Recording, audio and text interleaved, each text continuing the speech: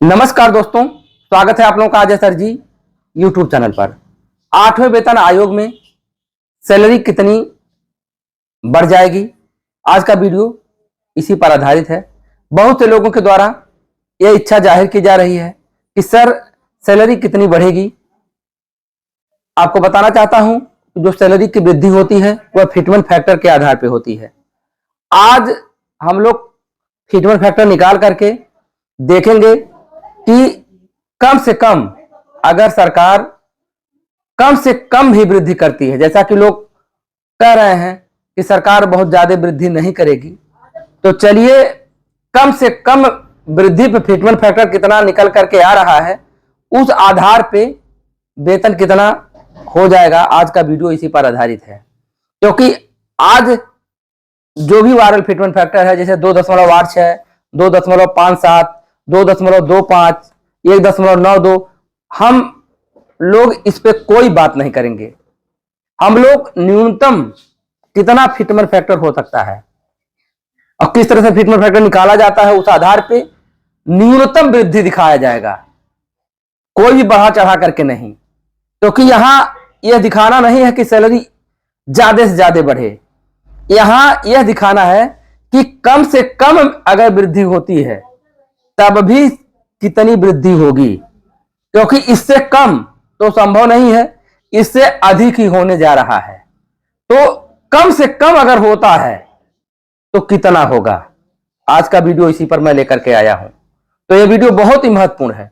अगर आप इसको देखते हैं तो आप आसानी से समझ जाएंगे कि आपकी सैलरी कितनी बढ़ेगी, क्योंकि यहां हम लोग फिटमेंट फैक्टर निकालेंगे और निकाल करके जिस तरह से पूर्व के वेतन आयोग में फिटमेंट फैक्टर निकाला गया था, उस आधार पर निकाल करके न्यूनतम सरकार के द्वारा जो वृद्धि की गई है, उसी न्यूनतम वृद्धि करने के लिए सरकार अधिक से अधिक वृद्धि की है, लेकिन अभी तक न्यूनतम कितनी वृद्धि हुई है, उस न्यूनतम वृद्धि पर फिटमेंट फैक्टर निकाल करके आज का वीडियो में लेकर के आया हूं। तो आप लोगों से गुजारिश यही है कि वीडियो को अगर लाइक नहीं किए दोस्तों, वीडियो को लाइक कर दीजिए। अब चलिए पूरा डिटेल देख लीजिए। तो यहां देखिए, 8th पे कमीशन फिटमेंट फैक्टर कैलकुलेशन। तो फिटमेंट फैक्टर पहले निकाला जाए तो आपको बताना चाहता हूं कि जब भी वेतन आयोग लागू होता है तो उस समय जितनी बेसिक पे होती है उस बेसिक पे को 100% मान लिया जाता है। तो बेसिक पे को 100% और डीए 1 जनवरी 2026 तक 61% हो जाएगा। कैसे होगा, यहाँ आप देख पा रहे होंगे। वर्तमान में 2% की वृद्धि के साथ डीए 55% हुआ है। जुलाई में 3% की संभावनाएं बताई जा रही है, फिर जनवरी में 3%। तो आप यहाँ देख पा रहे होंगे कि 3, 3, 6 और 6, 5, 11, तो कुल 61% यहाँ डीए 1 जनवरी 2026 को हो जाएगा। तो 100% सैलरी, 61% डीए, टोटल प्रतिशत आपका निकल कर कितना आ रहा है, 161%। अब अर्थात आपने देखा कि डीए प्रतिशत को बेसिक सैलरी में ऐड कर दिया गया, यह ऐड होकर के आ गया 161%। अब इसी में सरकार वेतन वृद्धि करती है। तो जब भी वेतन आयोग लागू होता है तो सरकार वेतन वृद्धि देती है। तो 7वें वेतन आयोग में देखिए, 7वें वेतन आयोग में 14.3% की वृद्धि हुई थी। हम लोग इसी वेतन वृद्धि को दिखाएंगे कि 8वें वेतन आयोग में उतनी ही वृद्धि हो, अर्थात 14.3% की ही वृद्धि हो। अब आपको बताना चाहता हूं कि ये तो जितना वृद्धि है इससे अधिक ही होने की उम्मीद है, लेकिन मैं इतना न्यूनतम ले रहा हूं। अब आपको मैं बताना चाहता हूं कि न्यूनतम वृद्धि क्यों ले रहा हूं। यहाँ देखिए, 14.3 को मैं न्यूनतम क्यों मान रहा हूं, क्योंकि उस समय डीए हो गया था 125%। 7वें वेतन आयोग में डीए कितना हो गया था, उस समय डीए हो गया था 125%। और जब डीए 125% हो गया था तो आप देख पा रहे होंगे कि टोटल 100% जोड़ने पे कितना हो रहा है, 225% हो जा रहा है। अब जब यह 225% है तब उस समय 14.3% की वृद्धि गवर्नमेंट ने किया था। और आप देख रहे हैं वर्तमान में यहाँ कितना है, 161% ही होगा, 161%। तो आप देख पा रहे हैं कि जब 225 था तो 14.3% की वृद्धि हुई थी।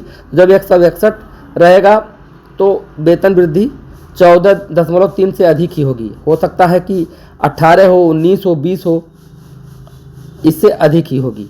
ये तो आप समझ गए होंगे। लेकिन नहीं, मैं अपने तरफ से कोई भी वृद्धि यहाँ बढ़ोतरी नहीं करूँगा, सिर्फ जितना गवर्नमेंट ने किया था, अर्थात यहाँ आशा वाली बातें नहीं होंगी। चलिए जितना कम से कम है उतना ही किया जाए। तो 14.3 की ही वृद्धि किया जाए तो 161%। अब 161% का 14.3 करेंगे तो 23.023 होगा। अगर इस 23 को 161 में जोड़ते हैं, इसको अगर हम छोड़ देते हैं तो कुल यहाँ देखिए कितना निकल के आ रहा है, 184 आ रहा है, 184% आ रहा है।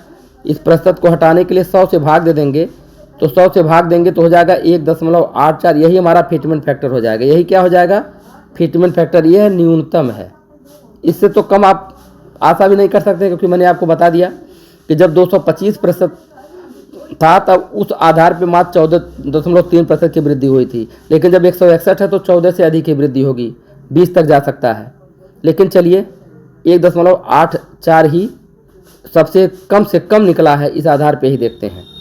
तो अब यहाँ देखिए, एक तरफ आप देख पा रहे होंगे लेवल, एक तरफ आप देख रहे हैं 7वें वेतन आयोग में जो ये बेसिक पे कितना है, अब 8वें वेतन आयोग में बेसिक पे कितना हो जाएगा।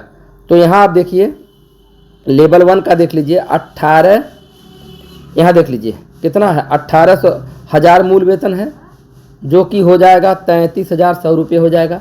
अब आपको जिनका बता रहा हूँ कि जिनका भी बेसिक पे 18,000 रहेगा तो उनका 33,100 हो जाएगा। अब देखिए 1.84 का मल्टीप्लाई हुआ है, तो यहाँ जो 10, 20, 30 की वृद्धि होगी उसको छोड़ करके केवल 100 के गुणज में ही लिया जा रहा है, ठीक है। तो 33,100 ये हो जा रहा है। अब इसमें क्या ऐड होगा, इसमें ऐड होगा, इसमें आपका एचआरए ऐड होगा, इसमें आपका क्या हो जाएगा, एचआरए ऐड होगा। तथा अगर कोई और भी अलाउंस अगर आपको मिलता है, एचआरए प्लस अलाउंस जो भी है वो ऐड हो जाएगा। अब एचआरए जितना वर्तमान में है उसका डबल मान करके आपको चलना है, क्योंकि 1.84 हो रहा है। अगर डबल नहीं तो डबल से थोड़ा सा ही माइनस होगा, बात समझ रहे थे, क्योंकि 1.84 फिटमेंट फैक्टर हो जा रहा है, तो डबल ही मानकर चलिए। तो इसमें एचआरए जोड़ लीजिए और अलाउंस और भी जोड़ लीजिए, तो जितना आएगा वही आपका ये बेसिक पे निकल कर आएगा। देखिए 19,900 जो लेवल 2 का है, ये बढ़ करके हो जाएगा 36,600 रुपये। और इसमें भी आपको वही जोड़ना है, क्या जोड़ना है, HRA plus allowance, HRA plus allowance जोड़ लेना है। नीचे जितना भी बताऊंगा सब जगह आपको एचआरए अलाउंस जोड़ना है, ठीक है। यहाँ केवल मैं बता रहा हूँ, तो 21,000 लेवल 3 का देखिए 21,700 है, 39,900 हो जाएगा। आगे जोड़ लीजिएगा सब। और नंबर 4 क्या है, देखिए लेवल 4 जो है 25,500 जिनका बेसिक पे है वह 46,900 हो जाएगा। और यहाँ देखिए लेवल 5 का है 29,200, 53,700 हो जाएगा। और यहाँ देखिए 35,400, ये किसका बेसिक पे आपको याद होना चाहिए, ये हमारे प्राइमरी के टीचर का है।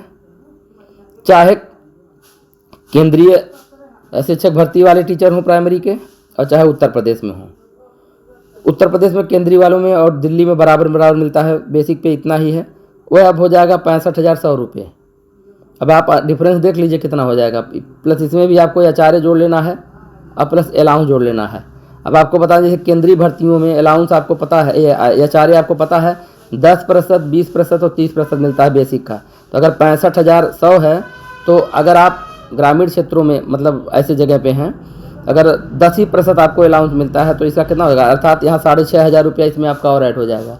20% वाले दायरे में रहेंगे तो 65 दूना तो कितना हो जाएगा, 13,000 आ जाएगा। 30% वाले अगर एरिया में है तो आपका बस इसका 3 गुना हो जाएगा। मतलब समझ रहे हैं ना, समझ रहे हैं, इसका 30% निकालेंगे, 30% गुणे 30/100 करके, ठीक है बात समझ रहे हो, जुड़ जाएगा और अलाउंस में जुड़ जाएगा।